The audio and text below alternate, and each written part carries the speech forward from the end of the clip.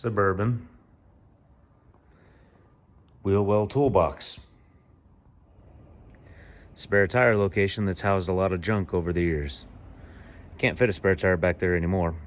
I used to try to put the 35 back there, and you can see how I cut all the original stuff out to make that work.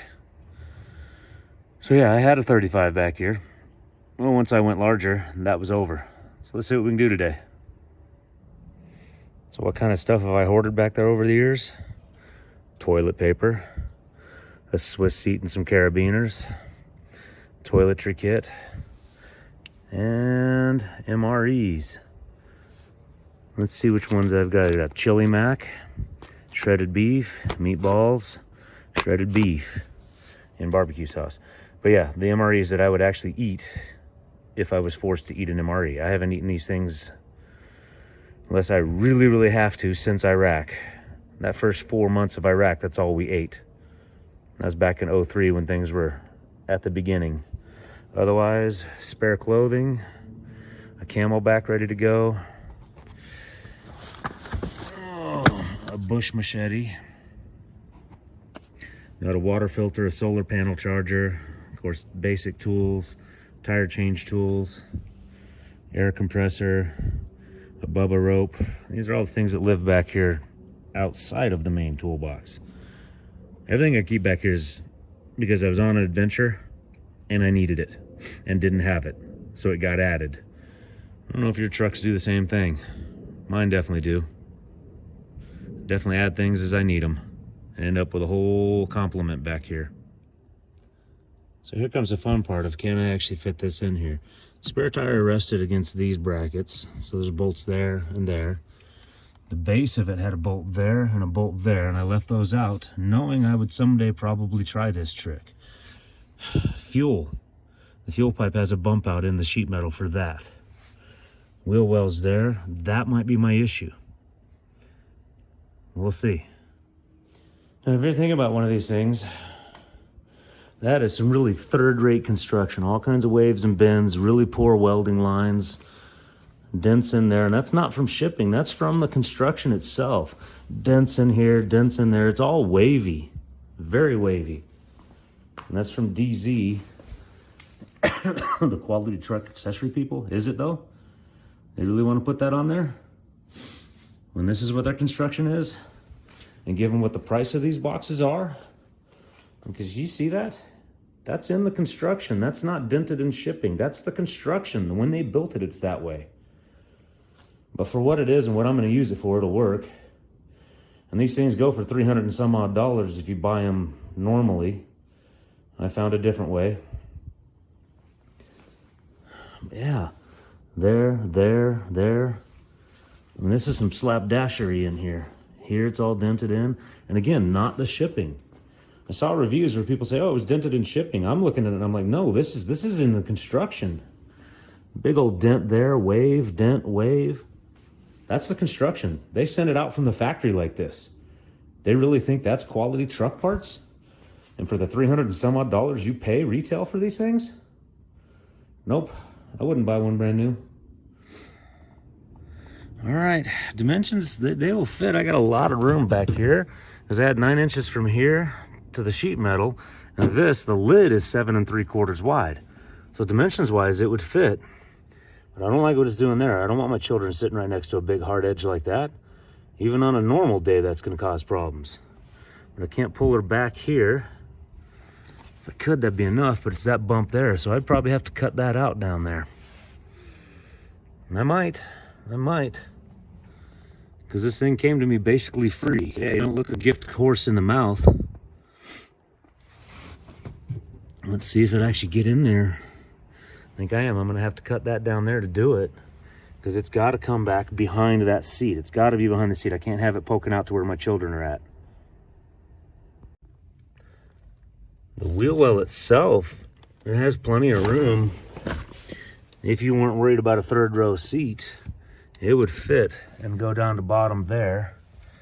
But now you're into the armrest type console there. The jack hides under there, the stock factory jack. but you're that deep into it.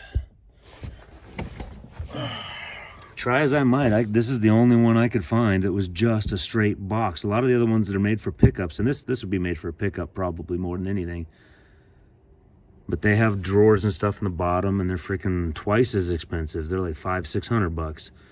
Not wanting that. I just want this. I want to be able to put all my junk in something that actually is secured and not going to roll around if we actually get really rowdy off-road. Do I plan on doing that? No, but be prepared. So to do this, I will have to modify to fit around this. This could be fun. Also gives you an idea, once it's sitting on bottom, about what level it's going to be at. It's barely going to be at the window level, which is perfect. It's a pretty nice level for it to be at. I just need it all the way back. I do wonder about the lid and the trim. Is that going to be an issue? My trim is so hashed up anyway.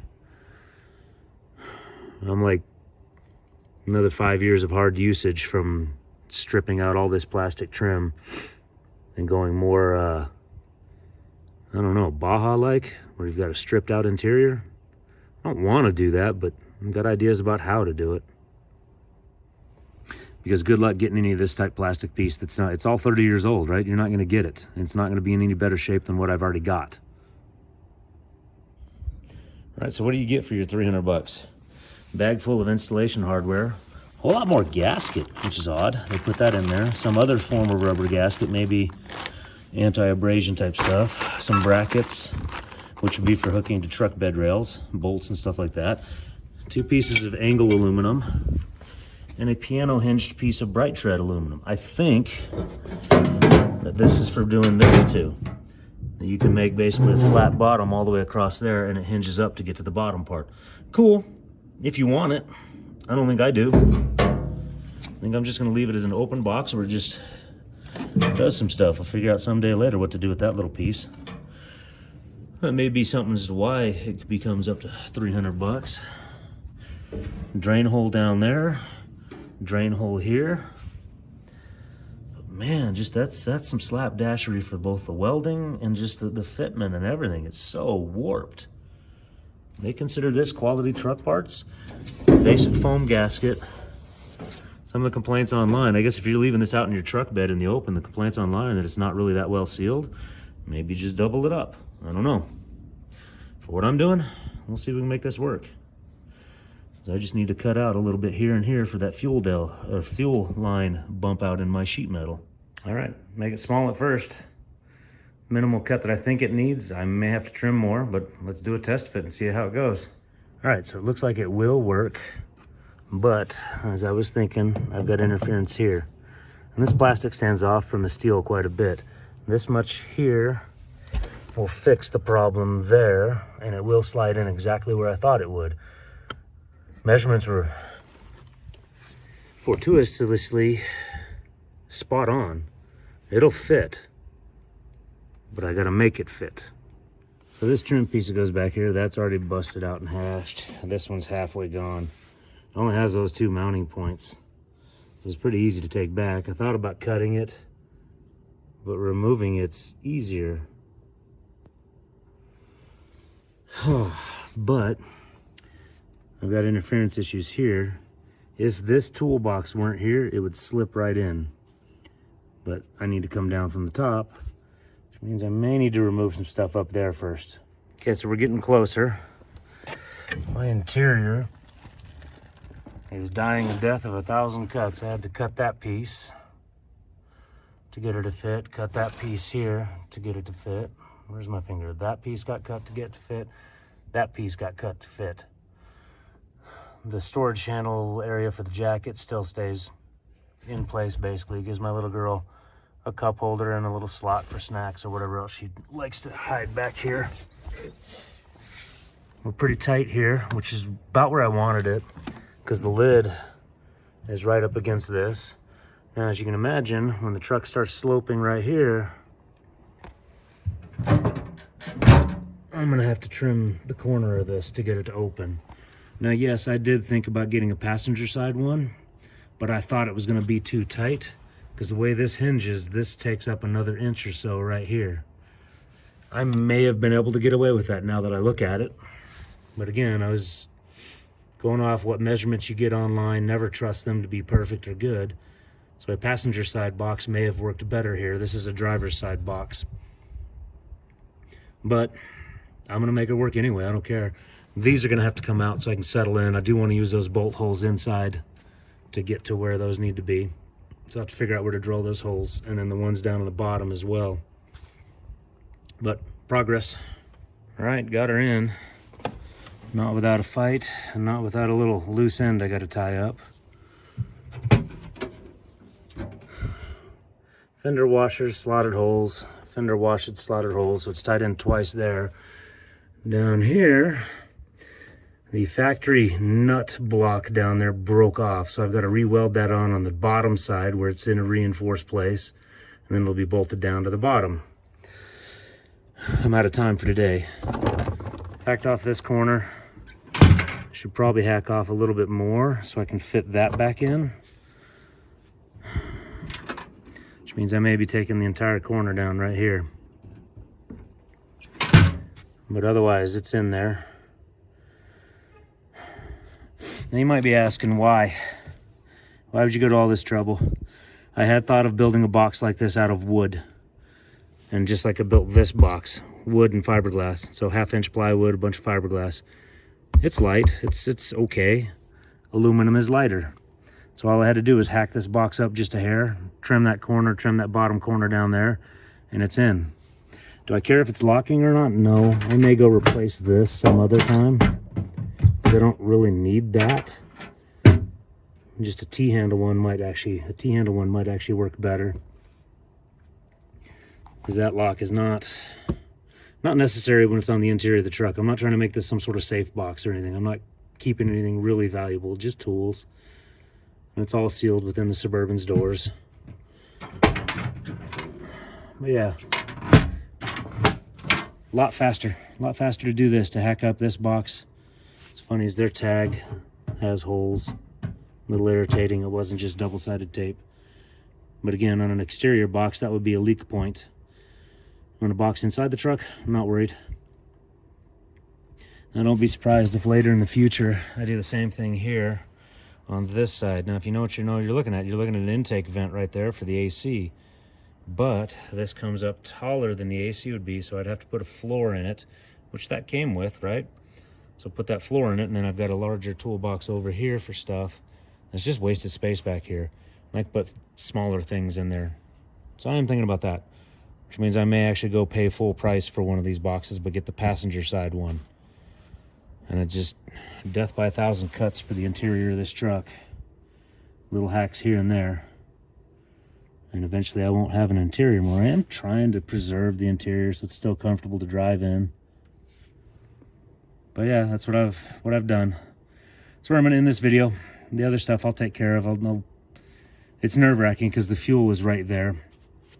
And that's where, like you saw, that bump out there is where the fuel neck is. So welding right there doesn't make me too happy. But I need to do that to be able to bolt it down to the bottom, so it's at least got 3 bolts holding it to the body of the truck. Then we know it won't go anywhere. And that latch will give a little bit of safety if we get rowdy off-road. Yeah, I'm gonna end the video here. Or am I?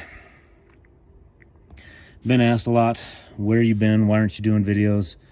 Well, I don't have time off.